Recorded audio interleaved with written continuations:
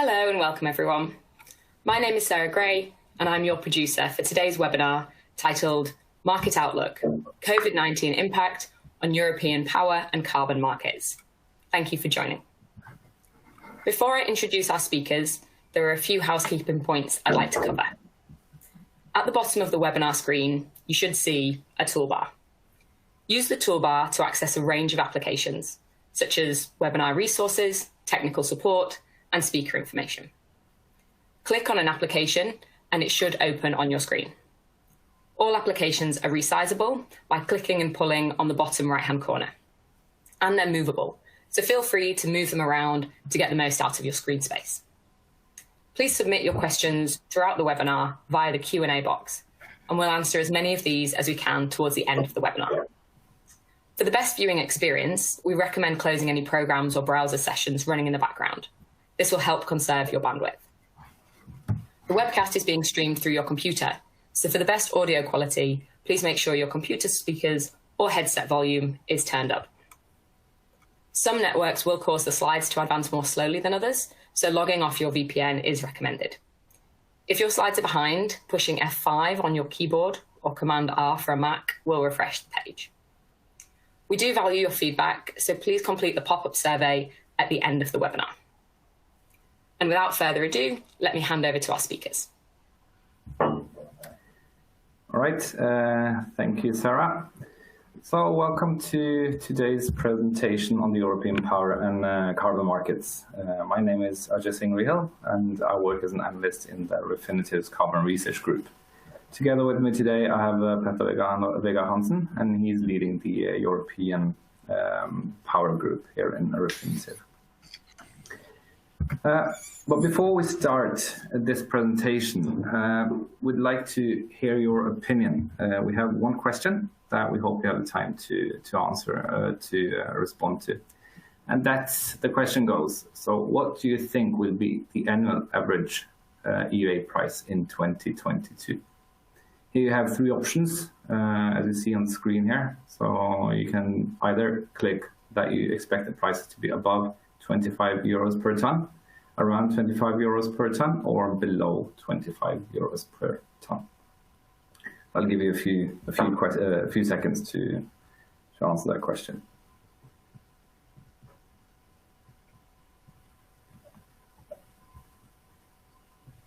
Yeah. So the question goes, where do you think, or what do you think will be the annual average price of EUAs in 2022? About 25 euros, around 25 euros, or below 25 euros.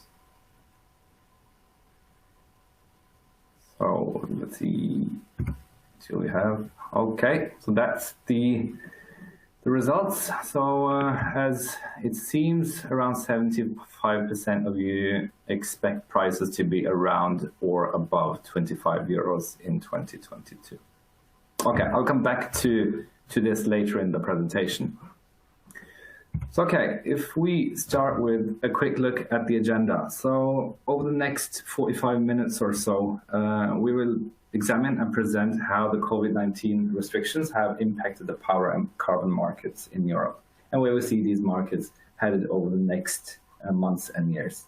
So we'll start with having a look at some macroeconomic parameters, commodity prices, GDP expectations or projections. And then Petter will take over the presentation and lead you through the EU power market. And then I'll take over again and talk you through the European carbon market before we get to our concluding remarks and we highlight the key takeaways from today's presentation. So if we start by looking at some macroeconomic parameters here. So on this slide here, we have indexed some selected energy commodity prices from the beginning of January to the end of May. A couple of things that we want to highlight. You see the carbon price and the German frontier power price as the dotted lines there, the blue lines there. And actually both carbon and German power has traded quite high so far this year. Carbon prices are down approximately 12% for the year, while the German frontier power prices are down around 16%. Another element that's worth highlighting is that when you look at the more kind of longer-term contracts, those are the frontier contracts, those have traded far better than the more short-term, the front-month contracts. So, which could be an indication that the market is more positive about the longer-term prospect of the economy compared to the more short-term outlook. According to the IMF, their global economic outlook from April this year, European GDP will fall by 7.1% in 2020, and then it will recover by 4.8% in 2021. So if you compare the 2020 estimate with the 4.3% decline that you saw following the financial crisis in 2009, there is no doubt that the European economy is facing a recession of historical proportions. And this 7.1% decline in 2020 and 4.8% increase in 2021, that's the base case of IMF. So this is basically the V-shaped economic recovery. They also have a U-shaped recovery, which is their kind of worst case scenario. And here they estimate a more than 10% decline in GDP in 2020 and followed by a 3.3% decline in 2021. So perhaps the biggest victim of the slowdown in the economy is the industry sector. To the right here, I've just picked some news story headlines from various online newspapers. And what we see is that the industry is suffering from temporary shutdowns, lower demand, lower production, etc. And this goes for most industries, whether it's steel, aluminium, cement, chemicals. So one fear which IMF also kind of highlights is that these so far temporary shutdowns can lead to permanent shutdowns over the next months and the year. So just a quick look at some details, a few details about these the scenarios of IMF's. So the so-called V-shaped recovery case. Here, the economy is anticipated to have troughed in the second half of this year and will recover from early June, so basically from now. And the economy should be back to pre-COVID-19 levels by the end of 2021. And then you have the worst case scenario, or the U-shaped recovery. In this scenario, IMF anticipates another round of lockdowns and shutdowns this autumn, and that we won't be back to pre-COVID-19 levels before the end of 2023. So with this as a short backdrop, I'll leave the presentation to Petter and to the power market. Thanks, Alce. So in this part, we will have a look on the COVID-19 impact on power demand, and with the demand destruction as a background, we will have a closer look at the current spot prices in CWE and the front quarter and frontier contracts for Germany. Compare with the current spot outcomes and the forecast from our fundamental model. The question I'm asking is if the demand destructions are priced in for the forward contracts, and are there any bullishness on the supply side that support the curve, and what bearishness do we see on the supply side? So to answer this question, we will try to translate this GDP recovery path into demand and price scenarios for German power. Fuels like coal and gas are obviously important for our expectations. However, in this presentation, we take the market to the levels and leave the discussions to the gas and coal experts.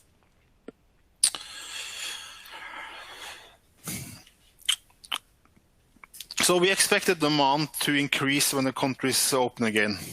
However, there is a gradual opening opening. For example, in Germany, the eased restriction on some small businesses the 20th of April, the reopened schools and hairdressing saloons, playgrounds, etc. on the 4th of May, and we'll also see lifting travel restrictions now going forward. So the real impact of the opening is, of course, very hard to estimate, and information gets quickly outdated these days. So what we have done in Icon is that we have made a page that keeps track of the current demand instructions, always updated on the latest numbers. And what we do is that we take out the weather effects, which can be quite significant in countries like France, and then calculate the pure impact of the reductions due to lower economic activity compared to a normal situation. There is, of course, some uncertainty in these numbers as well. However, this method is more robust than only looking at changes in absolute level. So what we see in the table on the left is the week counting from 10 to 23. And you have the impact per country in gigawatt hour per hour, the average impact of the working day in a week. And in the table on the right, you have the numbers in percentage. At the moment, Germany and France is around 11% down and 7% down, where we have countries like Italy closer to 20. In the Nordic, the impact is very low. So do we see some recovery? It's a bit too early to conclude. At the moment, it looks like French consumption is sliced up. That trend seems relatively clear. Germany is up this week, but with the public holiday on Monday, we need a few more days of data to conclude.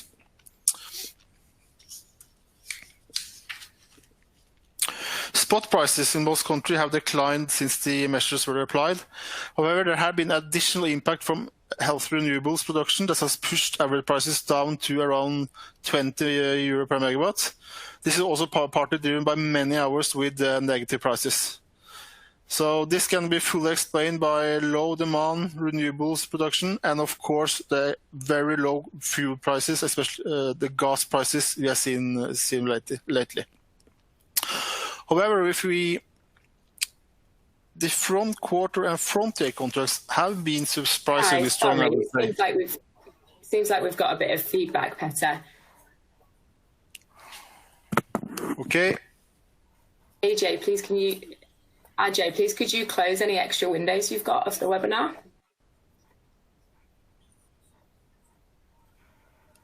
Is feedback on the sound or?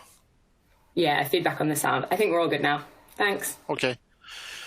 So for the quarter and frontier contracts have been surprisingly strong compared with the current short-term running cost for gas and lignite.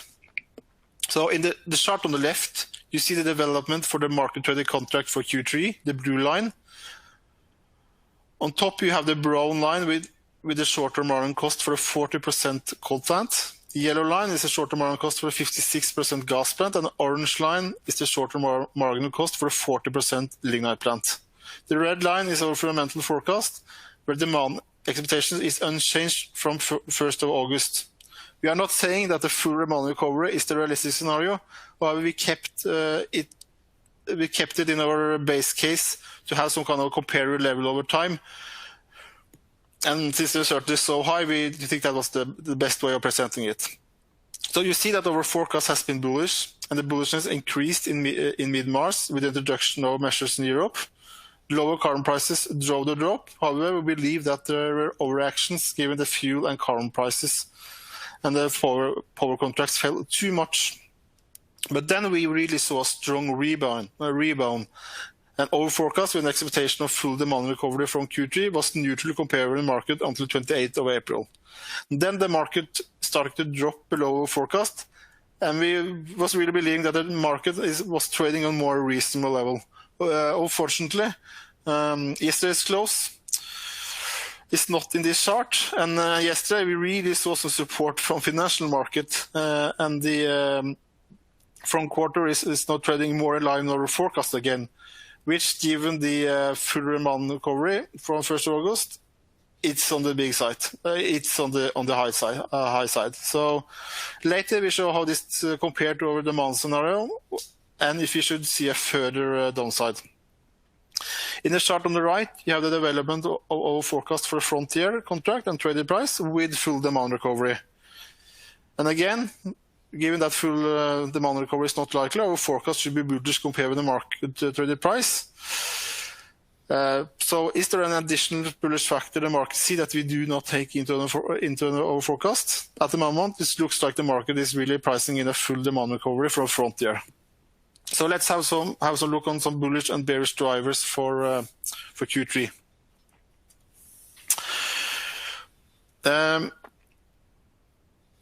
We believe that the market was and still do pricing some upside risks on the supply side. So the 6th of April, EDF revised their outlook for French nuclear, and EU MEMS have also been reported, and we see lower nuclear availability in France throughout the year and the beginning of 2021. As you see in the chart and the table below, the changes are significantly and up to more than 11 gigawatt hours. However, that is already taken into our forecast, and we believe that the market also overreacted to this outage. This chart is similar to the one I showed for Germany for one quarter, and you see how the market contract and our forecast has developed for Q3. In our forecast, the increase for Q3 was much slower than the market reactions. However, what is very clear, and also clear in our model, is that given that you have risk-averse players, they might price in the upside risk that has increased significantly, as the sensitivity from our model shows, is seen in the shaded area in the chart. However, could it be that markets see more bullishness on the supply side? The seasonal forecast published 5th of May suggests a near normal May, followed by a warmer and drier normal June and July over the continent. August also has a dry, warm signals over the continent, while Northern Europe is generally more unsettled and nearly normal. However, there could give some risk of heat waves, even though it's too early to conclude on the seasonal forecast at this stage. So please follow the next seasonal forecast. It's published tomorrow. However, if you're looking at the latest 46 days of the forecast, it doesn't show any hints of heat waves in July. So there could also be some more concern about the water levels that we have seen lately with a warm and really dry summer. We see low water levels at the moment, so there is clear risk. But this can also change very quickly. With some precipitation next week, we expect normalization in Germany, but still you have France below normal levels. But with precipitation, this usually changes very fast back to normal.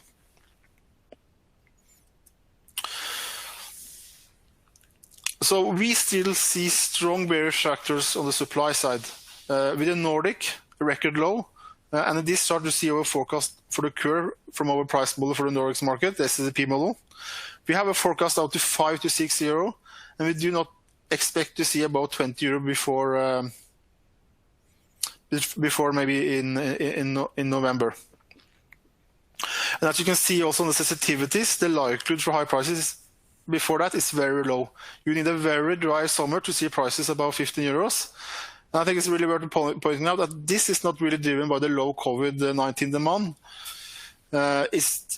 If you remember from the page, the impact on the Nordic was very low. It's driven by an extremely healthy hydrological balance this year. Any support from carbon? Ajay will, after I have presented the demand scenarios, have a closer look on that. So it's hard to translate the DDP number Ajay presented into demand expectations. It's also hard at this point to know the impact of the opening. However, we have made 4 different pathways for demand, which we have made a connecting price scenario. For July, for all scenarios, we expect Germany down 9%, France 9%, Belgium 8%, Austria 10%, and the Netherlands 8%. At the moment, the 8% drop for Germany looks a bit too conservative, as we see a 12% drop at the moment. This is as Germany is opening, and you have some holiday effects starting. The 9% demand reduction in July could be reasonable. Our base case scenario, which at the moment assess to be too optimistic after the 1st of October, is what is is that is back to normal levels than in August.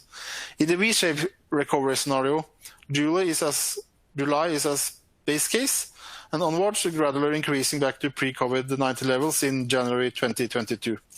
In the U-shaped recovery scenario, July as above, and onwards July assumption continues until 2024.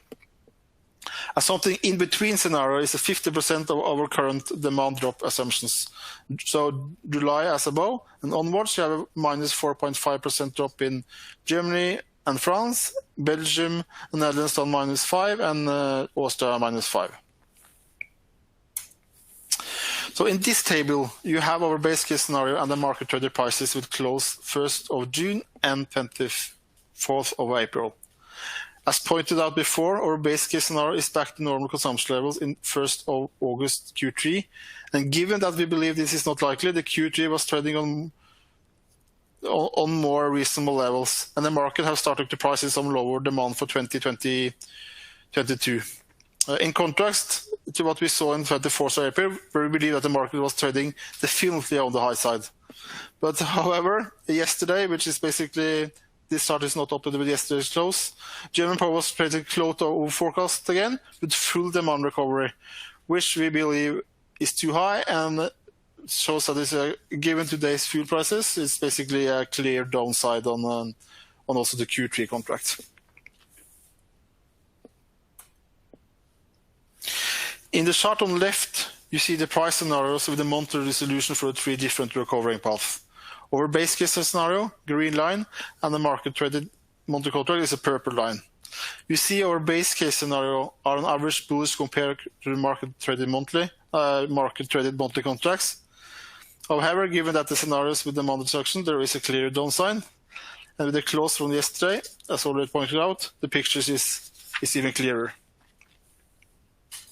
And you see that for the U-shape is a very low, is of course a downside for the whole period, but also for the V-shape we see a clear downside for Frontier.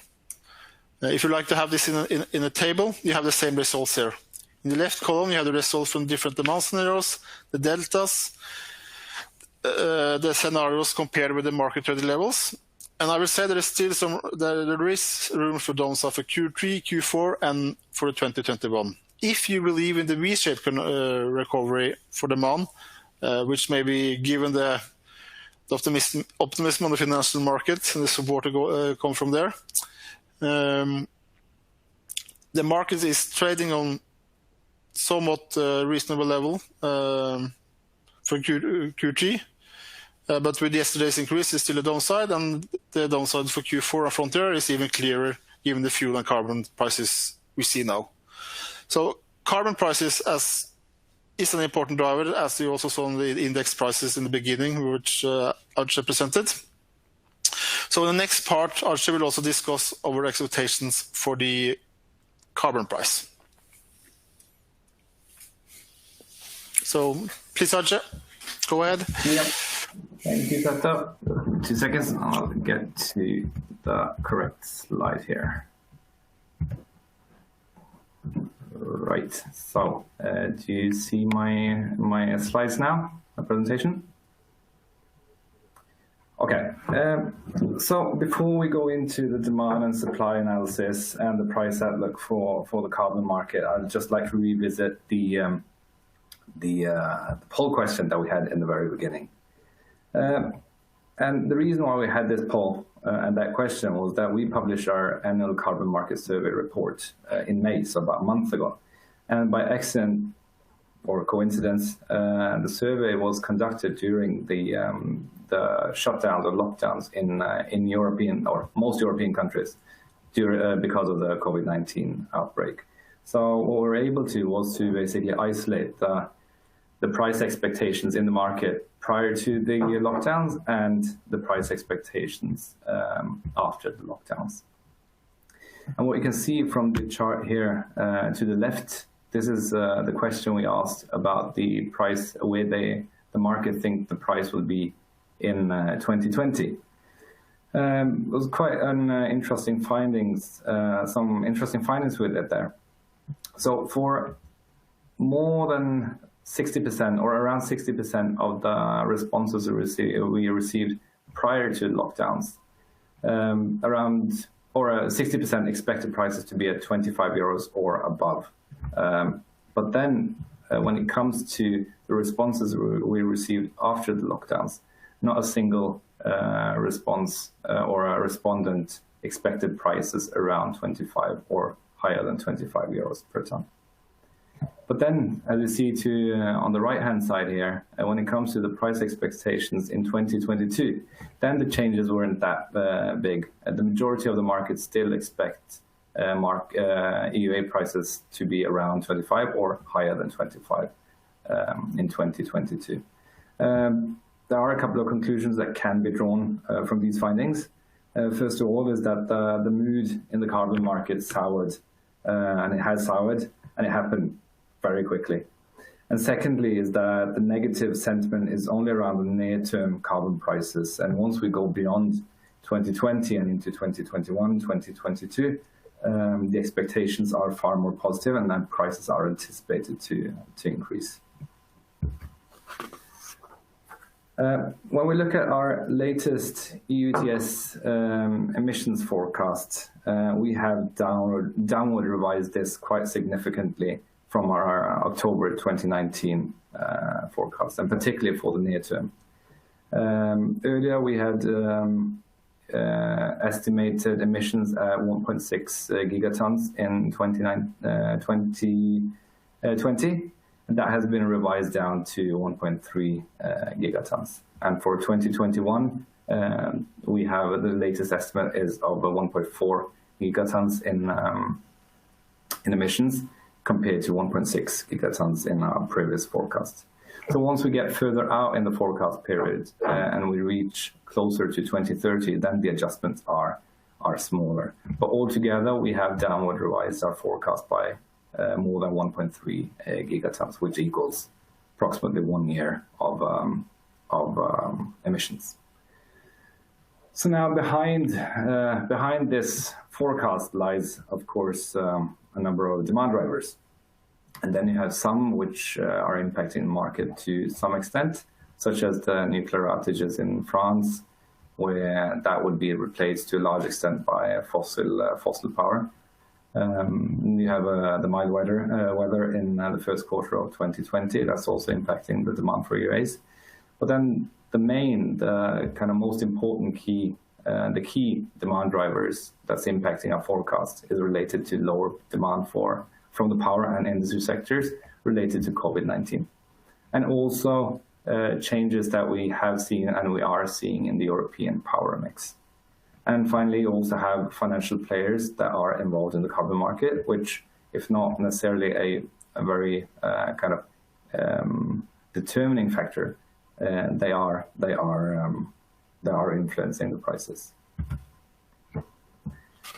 So if you split our forecast or our emissions overview by sector. So on this chart here, we have the dark blue bars. Those are emissions from the power and heat sector, and the light blue ones are from the industry sector. So already in 2019, there was a quite large decline in emissions of more than 9%. That was largely because of low gas prices and the fuel switching that followed, where you saw more gas-fired power generation at the expense of coal-fired power generation, and also a surge in renewable sources. Now in 2020, we anticipate the emissions to fall by another 14%. Industry emissions are anticipated to fall by 13% and power emissions by 15%. So when it comes to the power sector, of this 15% decline, we estimate that around 40% of this is related to COVID-19, while the rest is related to the historic low gas prices, large surge in renewables power generation. As an example, during the first quarter of 2020 in Germany, more than 50% of the power generation came from renewable sources. And in 2019, on EU level, coal generation was down 23% from 2018. So basically, coal is being squeezed out of the power mix, and it's basically just simply less room for coal given the current environment. And then when it comes to the industry sector, we expect the emissions from the industry sectors to remain low for the rest of the forecast period, so throughout 2030. And some of the reason for this sustained lower industry emission is that production, and of course with production the emissions that have been curbed due to the COVID-19 restrictions is likely to never come back within the EU ETS system.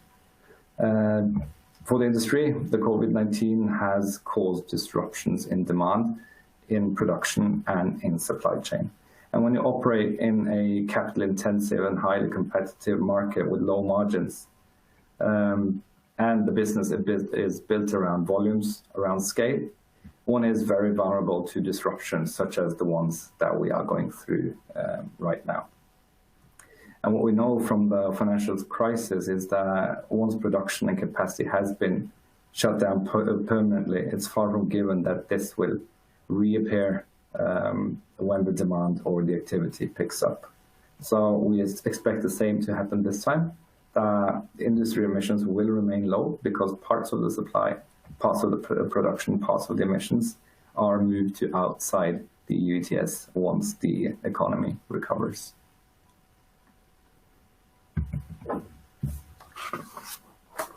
When it comes to the power sector, the decarbonization of the European power mix continues and is actually accelerated even further over the past few months, largely due to a saturated European gas market, which in turn has led to historical low gas prices. If we look at the chart to the left here, we have compared the CO2 switching price from coal to gas. And in the current price environment, both for coal prices, power prices, gas prices, carbon prices, gas power plants are outcompeting most coal plants, ranging from the least efficient ones to the most efficient ones. And as the situation is at the moment, in the near term, you wouldn't even need a carbon price for gas plants to be ahead of coal plants in the merit order. So the coal or the outlook for coal-fired power generation is set to remain bleak this year and next year, and as long as the gas prices remain as low as they are today. And with that, of course, you see less emissions from European thermal power generation. So the price environment that we are seeing today is a bearish element for the carbon market, for carbon prices. And then you have the financial players that are involved in the carbon market. These are, of course, involved in the market for financial opportunities. This is, however, a somewhat opaque market. It's difficult to find very tangible data around their involvement in the carbon market. But we have some indicators that could say something about their participation.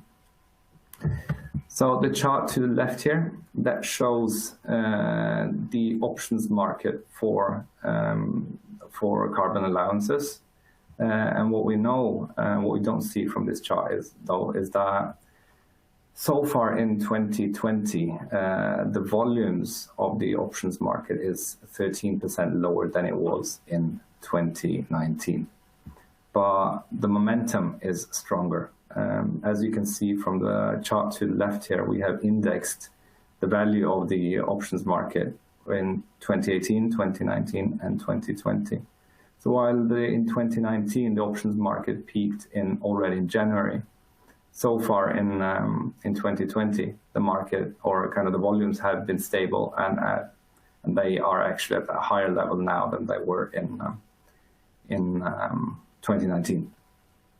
So if one can draw the assumption that these financial players' behavior in the options market is also reflected in the EUA market, then it's tempting to draw the conclusion that they are active in the market, in the EUA market also today. And that is also something that can be seen from the chart to the right here, where we have indexed the EUA DEC 19 price with the Euro Stoxx index. And we see that there is a quite strong correlation between the two, which could be an indication that you have the similar type of players in both markets. And it could also explain some of the momentum in the carbon price, and that the financial players have helped pulling up the carbon prices alongside the equity market since April.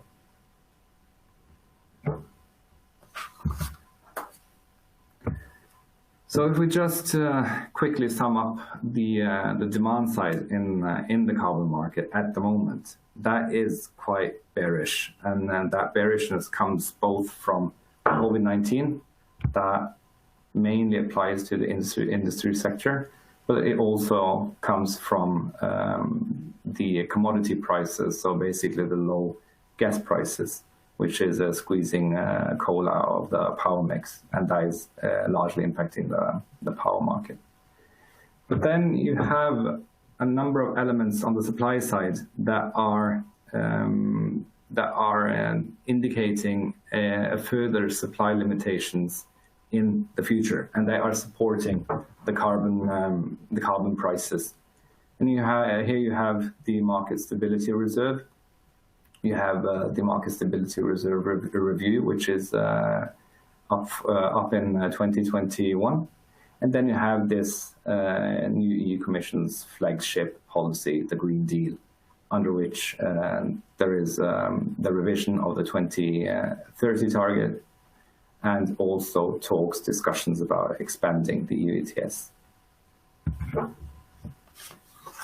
So if we start with the Market Stability Reserve, for those who are not very familiar with the MSR, I'll just give a quick explanation to it.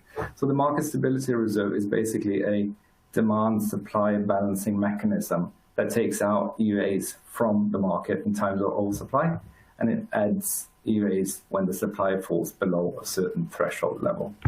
The current design is set up so that the MSR will take out 24% of the oversupply from 2019 to 2023, after which the intake rate will drop to 12%. So in our latest forecast, we estimate that the MSR will soak up around 1.2 gigatons worth of EUAs over the years 2021 to 2023. And this is an additional 225 million tons compared to our previous estimate, as we now expect a larger oversupply than previously.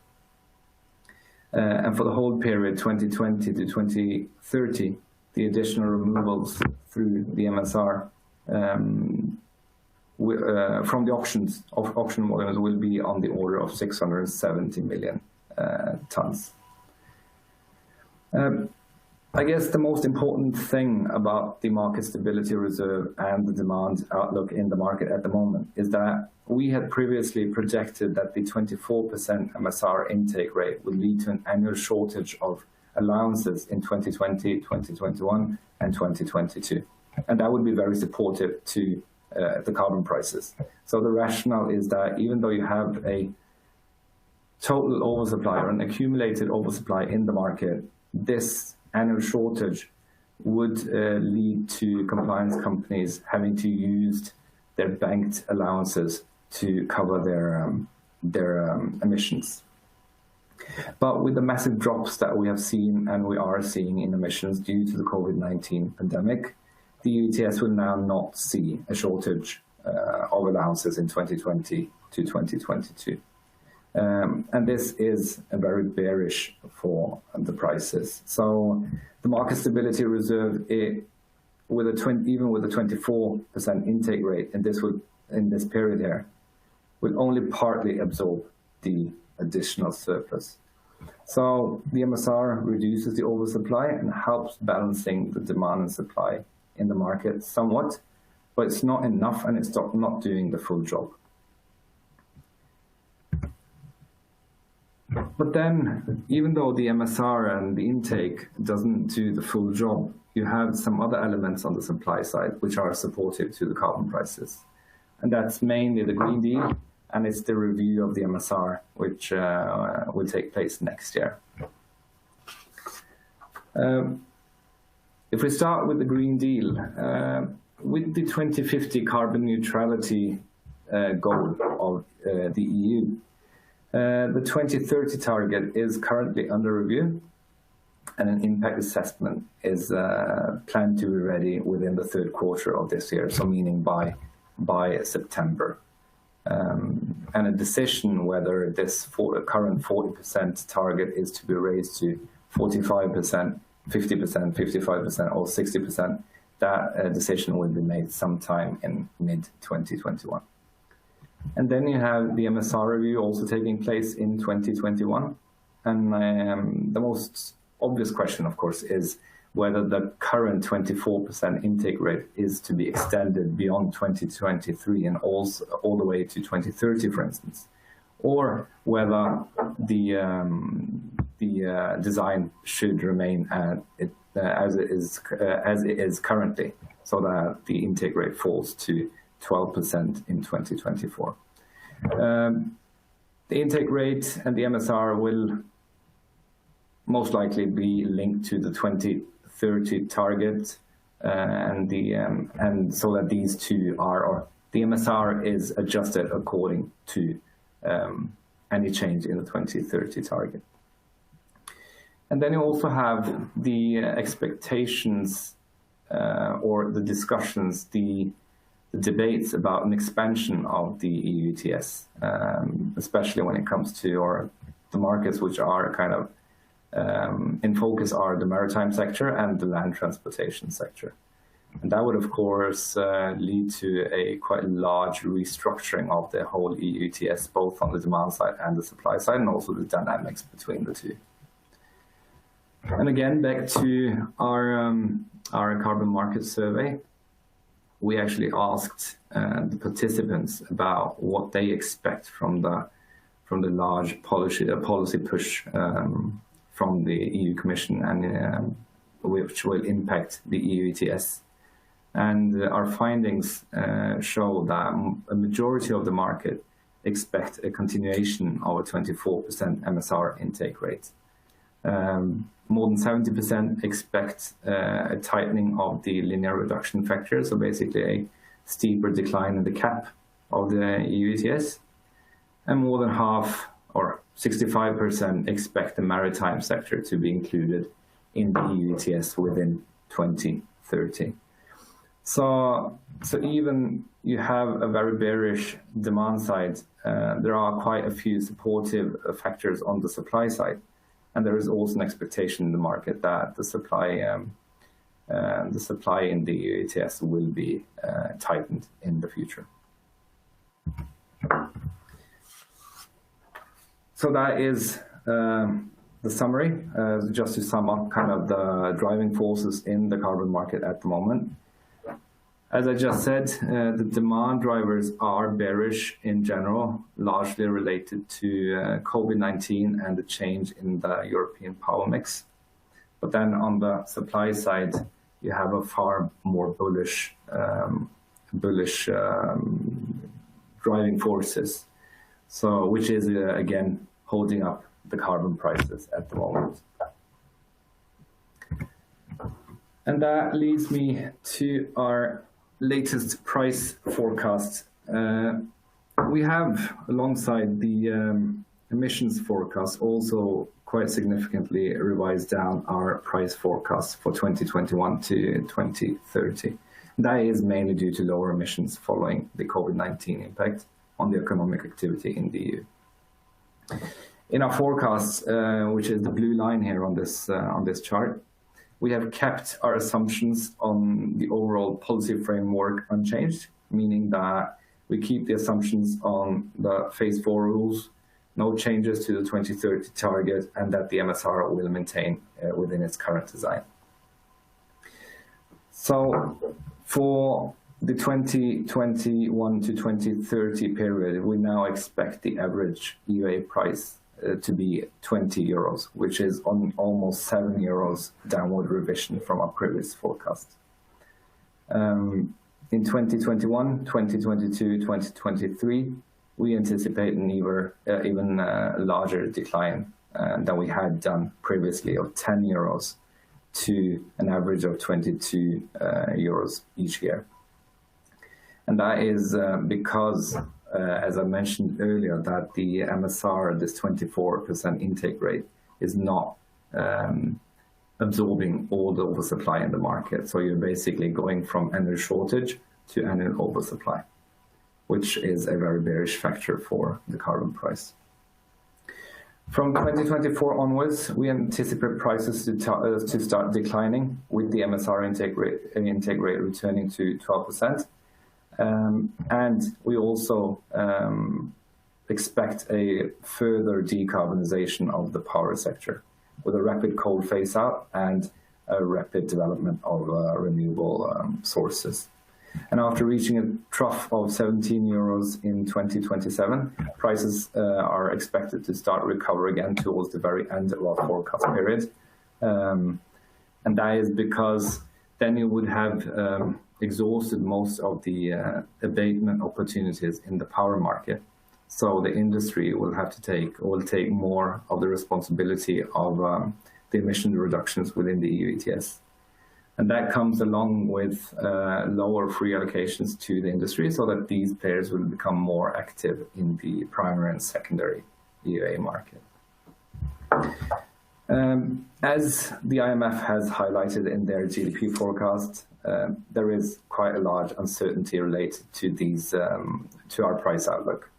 On the upside, you have the policy push related to the Green Deal 2030 target revision, and the MSR, which will be under review in 2021. Just to give you an example of the importance of changes to different policies, the purple line here shows the carbon price if you have, if the Commission extends the MSR intake rate to 24% throughout 2030. So by 2030, instead of having a carbon price at 22 euros, our figures show that the carbon price will be above 45 euros. So the MSR is a very powerful policy tool, but of course, you also need to have the political appetite to actually use it. And on the downside, well, quite obvious, it's the shape of the economic recovery. We will see a V shape, which is the basis for our price scenario here, or we'll see a U shape, or if we will see even L shape. So that remains to be seen. And I guess that was it. So back to Petter for some concluding remarks. Yeah, thanks, Arche. Just for a technical concluding remarks, please post your questions in the chat, and we'll try to follow up after this. I mean, the risk factors going forward are many. However, we will likely see power demand lowered power demand going forward, and the first thing to follow is basically the impact of the opening of countries, which is a page you have an icon. And we believe, from a fundamental point of view, that demand instructions are not fully reflected in the traded contracts, with an increasing downside in Q4 and 2021.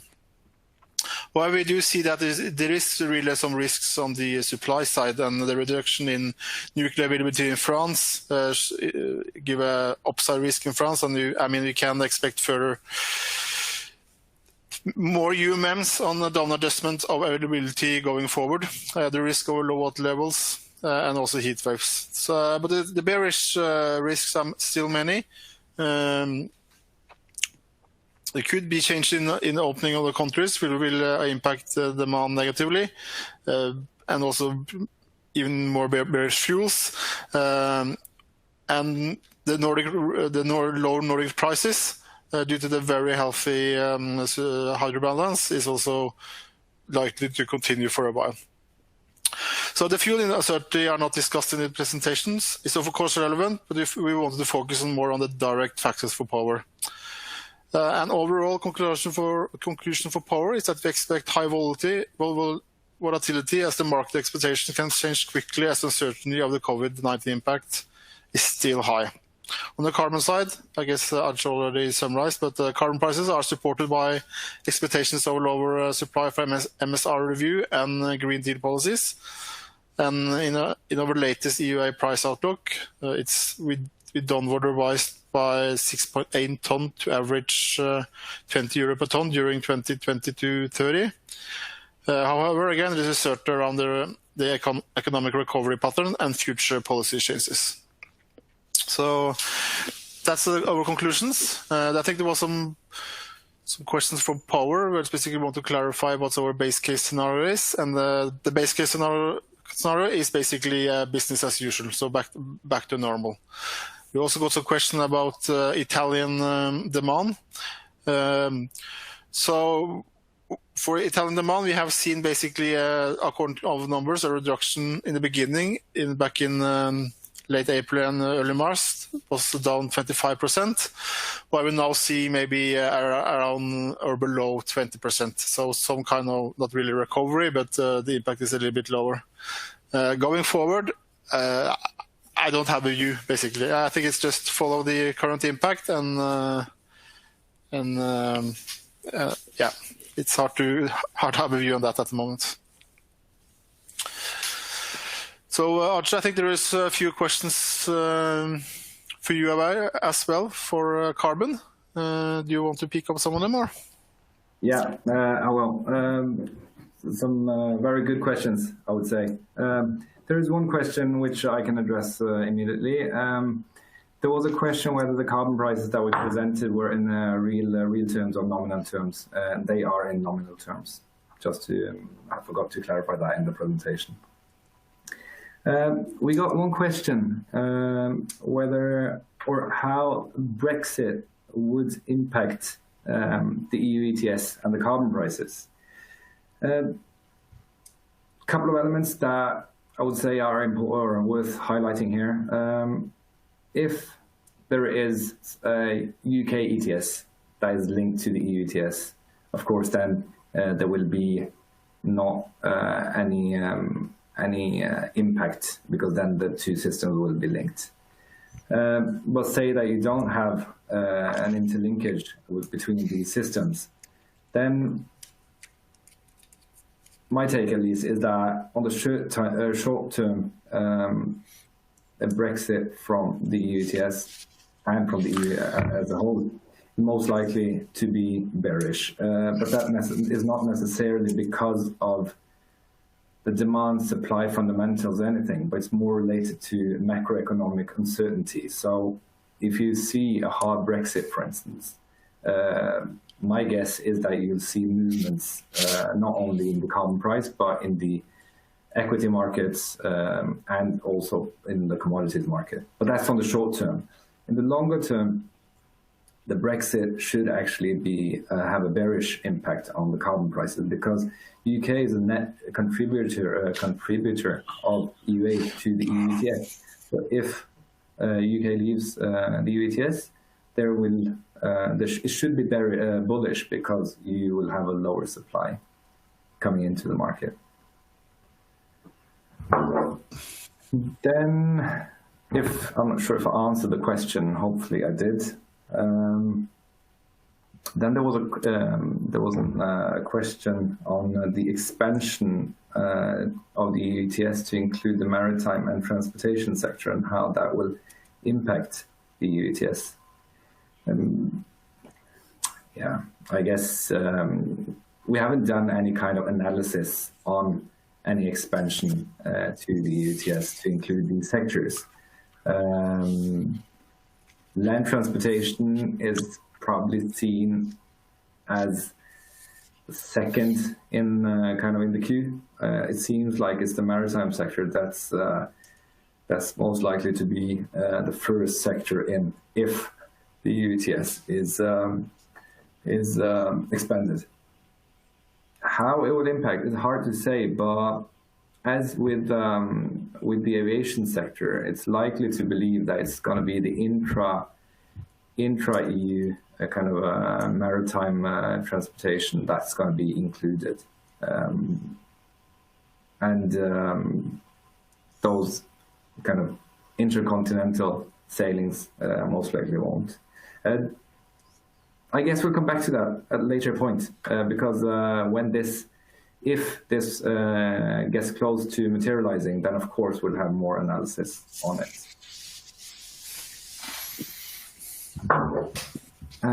Just let me have a quick look at some of these questions. I think I got a question on the French Q4 while you're reading through Edge. Overpriced or not? According to our model, it's overpriced, but I think according to expected what EDF has reported at expected production levels, we will expect more UMMs on the lower availability for Q4. I guess that is what the market is pricing in. That said, I think the jump for Q3 was a bit too high on the lower availability, but given what I also saw in the previous chart with that the sensitivities of the impact of cold weather or all the factors, low wind in Germany, it's higher. So it's good. It's not strange that the market is pricing in some kind of a risk premium.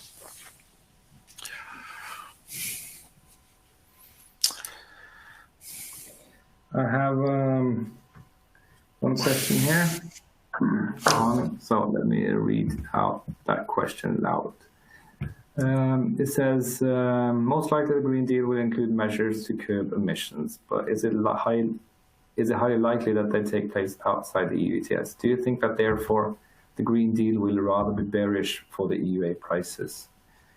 I think the Green Deal includes quite a few elements. And if we see kind of a carbon leakage because of the Green Deal, so industry moving out of the EU as a consequence of the Green Deal, of course, that will be one bearish factor for the carbon prices.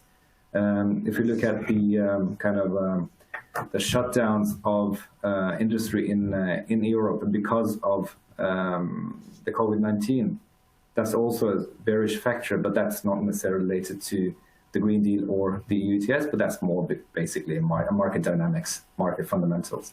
But the Green Deal will, of course, kind of it involves and includes quite a lot of policies. So say that you have a tightening of the 2030 target to 50%. So in order to reach that 2030 target, you'll have to do something about the linear reduction factor. So basically, instead of, or you'll have to kind of tighten the cap even more on an annual basis. The MSR review, most likely, as I mentioned, is probably going to be a part of the 2030 target. And you can see from our price outlook that if you have this 24% intake rate for the whole 2020-2030 period, or 2021-2030, we're talking the doubling of the EUA price. So yes, any move of industry out of the EU will be, or EU ETS will be bearish to the carbon prices. But when it comes to the Green Deal, there are so many other elements that will kind of curb the supply side that we think that the overall result will be bullish to the EUA price.